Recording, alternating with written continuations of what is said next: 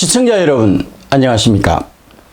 김정기TV의 김정기입니다. 오늘 직필직설의 주제는 문재인, 김구의 통합 리더십을 배우라 입니다.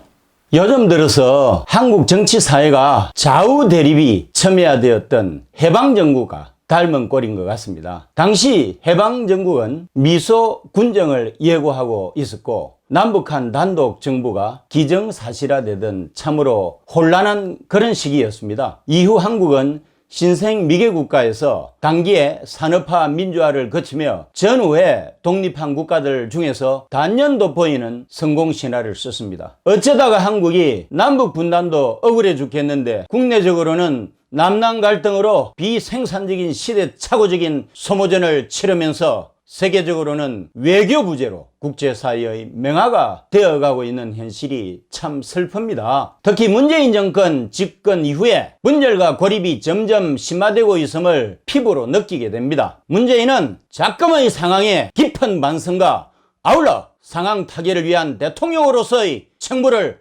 다해야 할 것입니다. 청와대 대통령 집무실 앞에 김구 선생의 친필 희호와 초상이 걸려 있다고 하더라고요. 문재인 대통령이 김구 선생을 존경하는 것 같습니다. 물론 추앙받는 지도자를 존경할 자유는 한민족이면 누구에게나 다 있는 거죠. 김구 선생은 1919년 통합 대한민국 임시정부의 초대 대통령이었던 이승만 밑에서 경무국장을 지냈고 임정의 수뇌부가 분열하여 모두 떠났을 때 청지기 역할을 자임을 하면서 세계 임시정부 역사상 가장 오랜 기간 동안 맥맥을 유지해 왔습니다. 김구 선생은 1932년 샹하이 사변의 전성기념식이 샹하이 홍커우 공원에서 개최가 되었을 때 윤봉길 의사를 내세워서 폭탄 투척으로 시라카와 일본군 대장을 즉사시키고 시키마스 주중 일본 공사에게 중상을 입힌 엄청난 쾌거를 올리게 되면서 당시에 국민당 장제스 총통의 주목을 받게 됩니다. 이후 1937년 중국 대륙에서는 중일전쟁이 일어나고 수도 난징이 함락이 되면서 국민당의 테러를 따라서 고달픈 이동을 하다가 1940년 충칭에서 장제스의 재정적인 지원을 받으면서 안정을 찾게 됩니다. 당시에는 중국의 국민당과